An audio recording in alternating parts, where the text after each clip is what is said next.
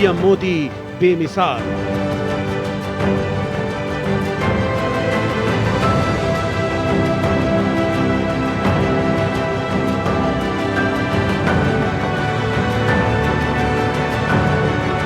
रिश्तों के 70 साल।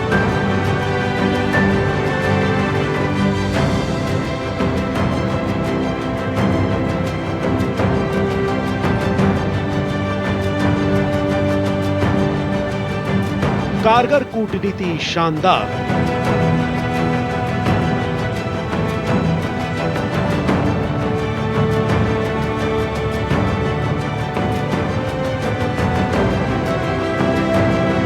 पहले पुतिन से मुलाकात।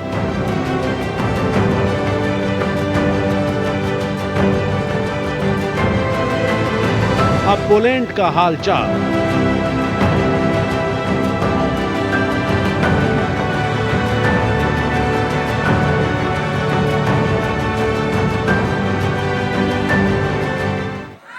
भारत माता की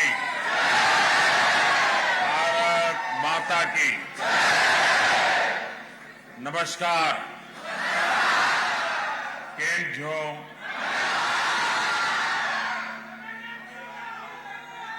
वणक्कम, सत श्री अकाल, जिन दोबरे।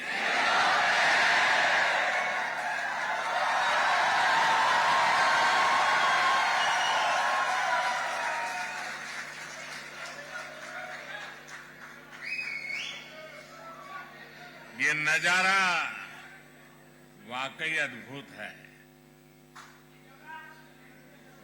और आपका ये उत्साह भी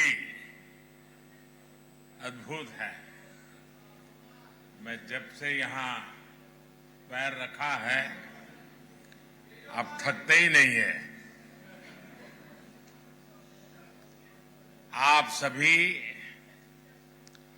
पोलैंड के अलग अलग हिस्सों से आए हैं। सबकी अलग अलग भाषाएं हैं, बोलियां हैं, खान पान है, लेकिन सब भारतीयता के भाव से जुड़े हुए हैं।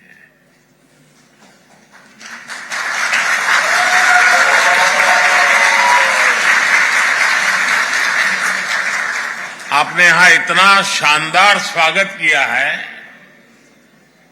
मैं आप सभी का, पोलैंड की जनता का इस स्वागत के लिए बहुत आभारी हूं।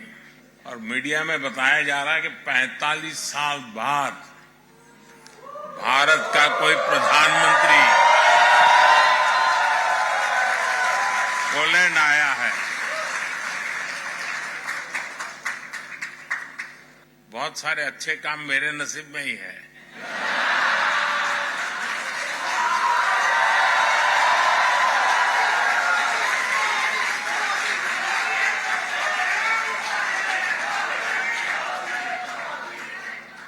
कुछ महीने ही पहले मैं ऑस्ट्रिया गया था। वहां भी 4 दशक बाद भारत का कोई प्रधानमंत्री वहां पहुंचा था।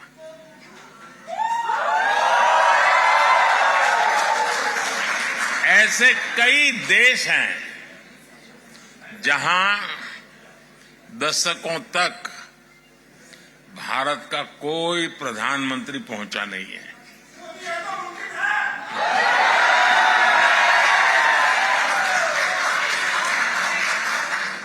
लेकिन अब परिस्थितियां दूसरी है। दशकों तक भारत की नीति थी कि सारे देशों से समान दूरी बनाए रखो। आज के भारत की नीति है सारे देशों से समान रूप से नजदीकी बनाओ।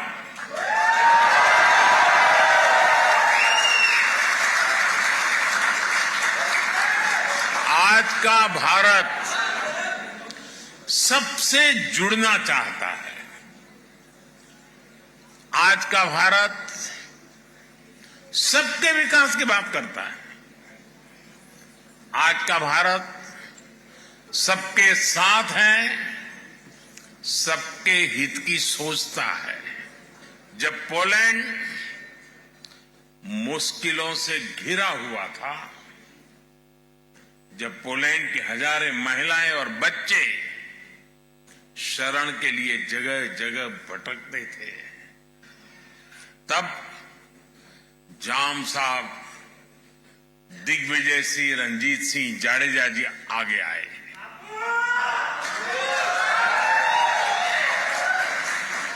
उन्होंने पुलिस महिलाओं और बच्चों के लिए एक विशेष कैंप बनवाया था। जाम साहब ने कैंप के पुलिस बच्चों को कहा था, जैसे नवानगर के लोग मुझे बापू कहते हैं, वैसे ही मैं आपका भी बापू हूं। साथियों, मेरा तो जाम साहब के परिवार से काफी मिलना जुलना रहा है। मुझ पर उनका अपार स्नेह रहा है। कुछ महीने पहले भी मैं वर्तमान जाम साहब से मिलने गया था। उनके कमरे में पोलैंड से जुड़ी एक तस्वीर आज भी है और मुझे ये देखकर अच्छा लगता है कि जाम साहब के बनाए रास्ते को पोलैंड ने आज भी जीवंत रखा है।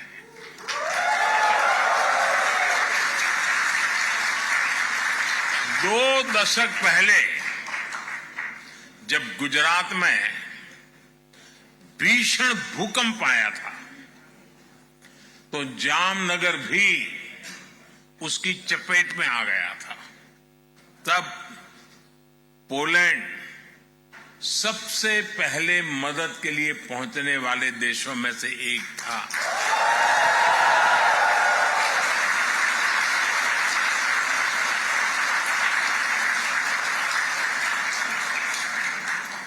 यहां पोलैंड में भी लोगों ने जाम साहब और उनके परिवार को भरपूर सम्मान दिया है। ये प्यार वॉर्सो में गुड महाराजा स्क्वायर में साफ साफ दिखता है। कुछ देर पहले मुझे भी दोबरे महाराजा मेमोरियल और कोल्हापुर मेमोरियल के दर्शन का सौभाग्य मिला है। इस अविस्मरणीय घड़ी में मैं एक जानकारी भी आपको देना चाहता हूं। भारत जाम साहब मेमोरियल यूथ एक्सचेंज प्रोग्राम शुरू करने जा रहा है।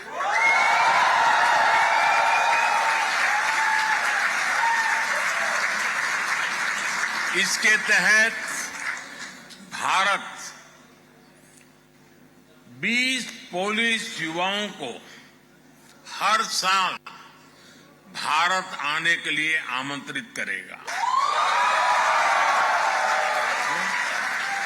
21वीं सदी का आज का भारत अपनी पुरानी वैल्यूज, अपनी विरासत पर गर्व करते हुए विकास के रास्ते पर आगे बढ़ रहा है।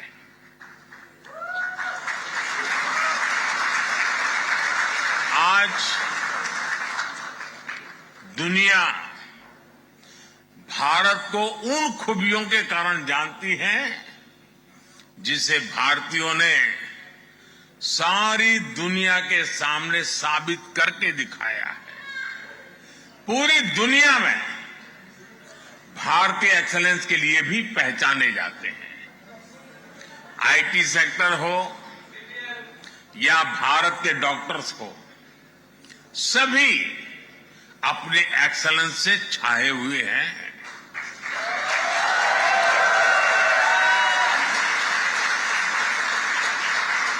और कितना बड़ा ग्रुप तो मेरे सामने ही मौजूद है।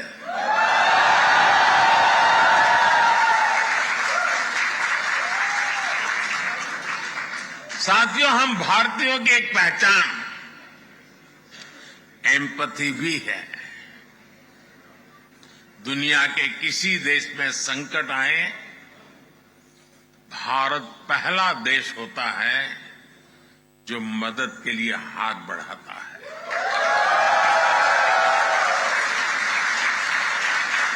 कोविड आया, 100 साल की सबसे बड़ी आपदा आई, तो भारत ने कहा ह्यूमैनिटी फर्स्ट। हमने दुनिया के 150 से ज्यादा देशों को दवाइयां और वैक्सीन भेजी। दुनिया में कहीं भी भूकंप आता है, कोई प्राकृतिक आपदा आती है, भारत का एक ही मंत्र है, ह्यूमैनिटी। कहीं युद्ध हो तो भारत कहता है ह्यूमैनिटी, और इसी भाव से भारत दुनिया भर के नागरिकों की मदद करता है। आज भी जब मैं यूक्रेन से लौटे बच्चों से मिलता हूं तो वे पोलैंड के लोगों की और आपकी खूब प्रशंसा करते हैं।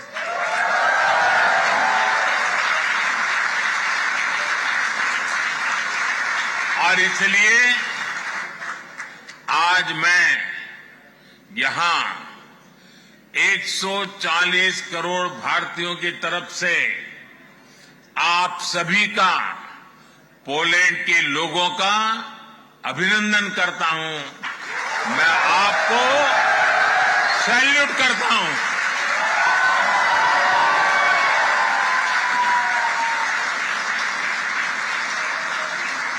साथियों, भारत और पोलैंड के समाज में अनेक समानताएं हैं। एक बड़ी समानता हमारी डेमोक्रेसी की भी है। भारत मदर ऑफ डेमोक्रेसी तो है ही, एक पार्टिसिपेटिव और वाइब्रेंट डेमोक्रेसी भी है।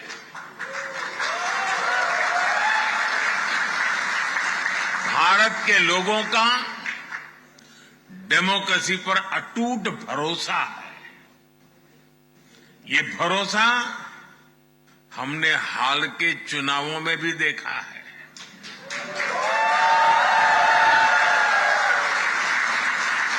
ये इतिहास के सबसे बड़े चुनाव थे। अभी यूरोपियन यूनियन के भी चुनाव हुए हैं। इसमें करीब 180 मिलियन वोटर्स ने वोट डाले। भारत ने इसे 3 गुना से अधिक, करीब 640 मिलियन वोटर्स ने वोटिंग की है।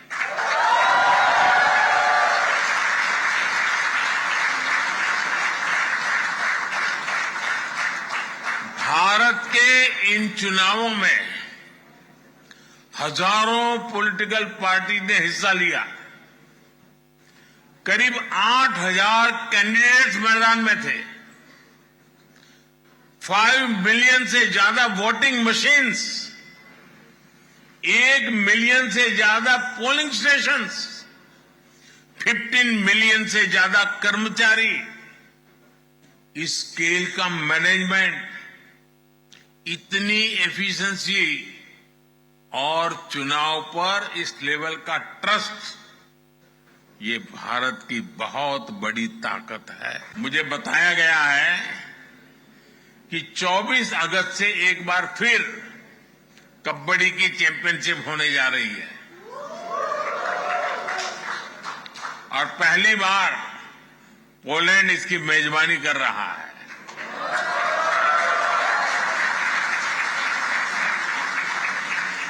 मैं आज आपके माध्यम से पोलैंड की कबड्डी टीम को अपनी शुभकामनाएं भी देता हूं।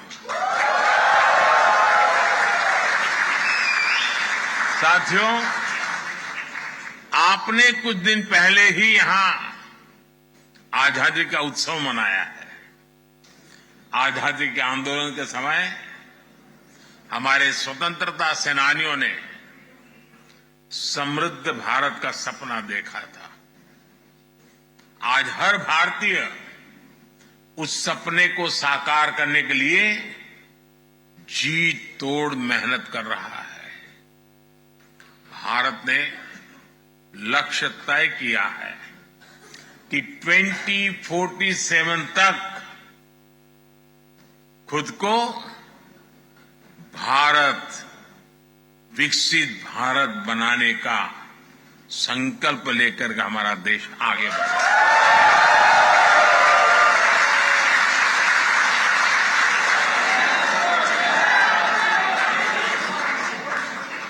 यूरोपियन यूनियन की पॉपुलेशन के बराबर ही हर रोज भारत में यूपीआई से डिजिटल ट्रांजैक्शन होता है।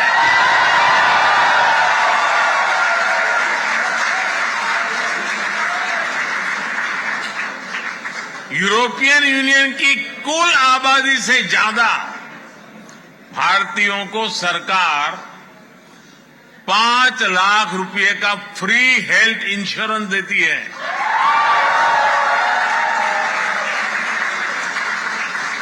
पिछले एक दशक में भारत में ब्रॉडबैंड यूजर्स की संख्या भी 60 मिलियन से बढ़कर 940 मिलियन से ज्यादा हो चुकी है।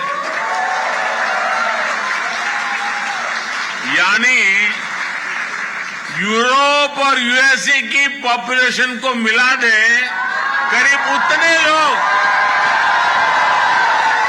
आज भारत में ब्रॉडबैंड का यूज करते हैं। बीते दशक में करीब 7 lakh kilometre 7 lakh kilometre optical fibre बिछाया गया है। ये हमारी पृथ्वी के चारों ओर 70 बार चक्कर लगाने जितना है। भारत दुनिया का तीसरा बड़ा स्टार्टअप इकोसिस्टम है। साथियों, दुनिया की आबादी में भारत का हिस्सा करीब 16-17% रहा है, लेकिन आबादी के लिहाज से ग्लोबल ग्रोथ में भारत की हिस्सेदारी पहले उतनी नहीं थी। अब स्थितियां तेजी से बदल रही है। साल 2023 में ग्लोबल ग्रोथ में भारत की हिस्सेदारी 16% से अधिक रही है।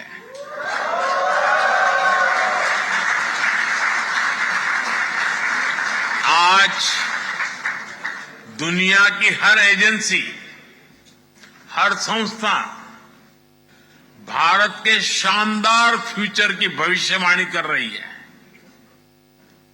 और ये एस्ट्रोलॉजर नहीं है,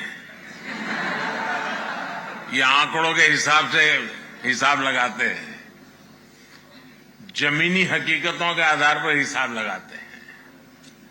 अब भारत दुनिया की तीसरी बड़ी इकोनॉमी बनने से ज्यादा दूर नहीं है।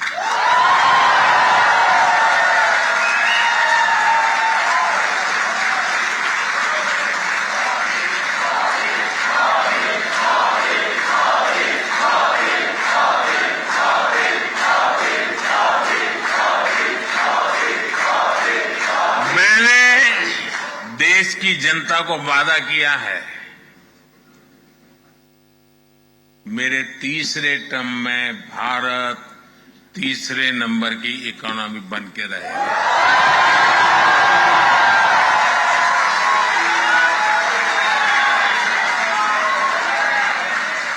आज जिस तरह की स्थितियां हम देख रहे हैं उसमें वन हेल्थ का सिद्धांत और जरूरी हो गया है। भारत ने मिशन लाइफ यानी लाइफस्टाइल फॉर एनवायरनमेंट का एक मॉडल पूरी दुनिया को दिया है। आपने भारत में चल रहे एक बड़े अभियान के बारे में भी जरूर सुना होगा। ये अभियान है एक पेड़ मां के नाम।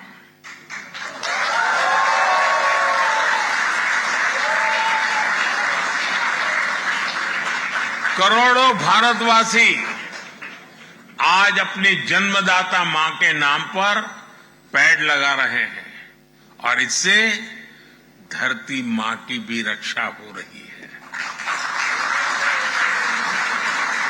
साथियों, इकोनॉमी और इकोलॉजी में बैलेंस आज भारत की प्राथमिकता है। ये भारत ही है जो डेवलप्ड नेशन और नेट जीरो नेशन ये दोनों संकल्प एक साथ लेकर आगे बढ़ रहा है।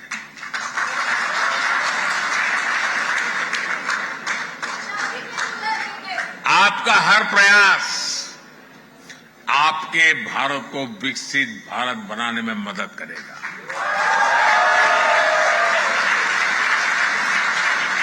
साथियों, एक बार फिर यहां आने के लिए, इस शानदार स्वागत के लिए मैं आप सभी का आभार व्यक्त करता हूं। मेरे साथ बोलिए, भारत माता की, भारत माता की, भारत माता की। बहुत बहुत धन्यवाद।